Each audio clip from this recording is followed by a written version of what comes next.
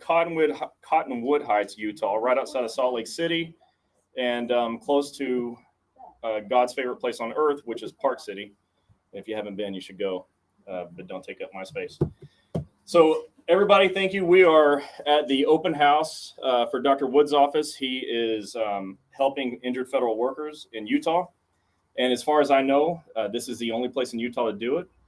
But the good news is, although this was fast getting open, he's got like 5 more offices coming, I heard today. So we'll have to put our foot in the backside to make those happen.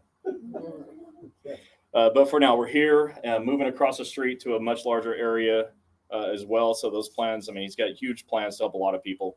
And we have a lot of people here tonight. So when I do these things, I like to do a short class and teach something about what we're doing because it's useful. But the thing that I've been talking about a lot lately, especially since the new CA10 came out. So who here has not heard me speak before? Okay, fantastic. Have you ever heard of a CA10? Exactly.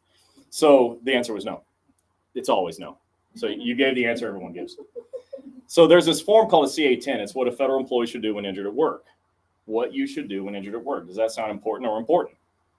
It's important, except nobody's ever heard of it. Well, many of you have heard me say this, and almost everybody that's watching live, is that up until last October, it had not been revised since 1987. This form that tells you what to do when you get hurt at work has not been revised for like 30-something years. And I would ask the question, who's heard of it? And I would get that answer. None. Nobody. Let's say, so for 30 years, you never heard of this form. It says post on your bulletin board. You haven't seen it on your bulletin boards? Obviously, the answer is no. But the rhetorical is, no, of course not. So for 30 years, this had not been posted on bulletin boards, and nobody had ever heard of it. So they just edited the form. So October of last year, they revised it. And now instead of saying post on employee's bulletin board, it says post on agency's website. So my new fun question is, who goes to your agency's website just for the heck of it? Who does that? Like if you work for the post office, who goes to USPS? Okay. I mean, not for fun. Okay. So you're not going to the website. I think I'm a little closer. So you're not going to the website and you haven't heard of the form. So who here, raise your hand, will go to a website to look for a form you've never heard of? Obviously nobody. So the form just got buried more. It's more invisible than it's ever been. So there are going to be more and more people than ever before not knowing what to do when they get hurt. And so we've got people here that have dealt with this themselves. You have a ton of people that you're helping out that are dealing with it. And folks just don't know what to do when they get hurt. And now they can't find this form. And even if they could, they're not looking for it because they never heard of it. So that's a problem. And so it's made me think, especially since it was revised and made worse by posting on the agency's website, that how are people going to get help? So number one, most states, like Utah, didn't have a single doctor that would be willing to help. Now we have that. So we've solved that problem. But now that Dr. Wood's here to do this, how are people going to find out? They're not going to look at a CA10 that tells them you have the right to choose your own doctor. So what are they going to do? They're going to go wherever the supervisor tells them to go, which leads to what? Denied claims. I mean, the worst possible stuff happens to people. Have you ever heard of anybody go homeless? Not yet, but that's so good because I have too many times. Mom. Well, it happens though around the country. Like most people heard me say in New York, this union president said, "I'm tired of seeing my people go homeless." It's a real story. I tell the story all the time with a lady that was on the phone with me, out of breath, packing to move and had no place to go, but she just got evicted. So there's all kinds of horror stories like that are 100% avoidable when you have at least one doctor who's willing to get in the fight, which is what we're doing now. And so nobody's going to see that CA10. It is buried. It is the most hidden, covert, stealth form that's ever been written. Nobody's going to find it, okay? Except you can take it back to your stations and post it. Do we have any here we can print out?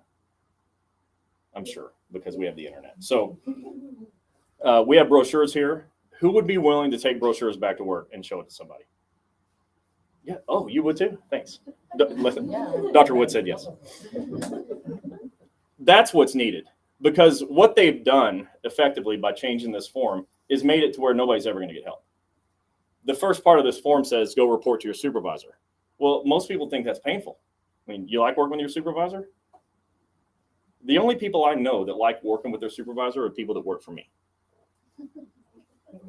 But definitely not you, okay? They're all out there right now. But that's the first thing that you're not going to know about because you can't find the form. The second thing, you can choose your own doctor, which you're not going to know about because you couldn't find the form. So you're going to go where they tell you to go. Who's heard of a CA16? Well, okay. But you're not going to hear of a CA16 that pays your bills for 60 days because you can't find the form and never heard of it. So all these problems are because the form is going to be hidden. So everyone has an opportunity to unhide the thing. You unhide it by putting it and posting it where it should have been all along, posting it in bulletin boards. Jerry from Virginia says, post it on the inside of the bathroom stalls, which I really love that idea. The point is everywhere. Where's a good place for it? Any place you can put it up. Supervisors are going to take it down. We put it back up. They'll take it down again. We put it back up, again, up, until they say, hey, stop putting that thing up. And as they're saying, stop putting it up, you go, okay, as you're putting another one up. It needs to be out there where people can see it. But in the absence of it, there's you. Okay? Every person can tell somebody that there's help. And that's what I hope will happen. Because if we rely on the government's way of notifying you and what to do, it'll just be like it's always been, which has been horrible, right? It's terrible. It doesn't have to be terrible anymore. We've been getting claims accepted since the first day I ever did this. And ever since, the only thing we do is get claims accepted.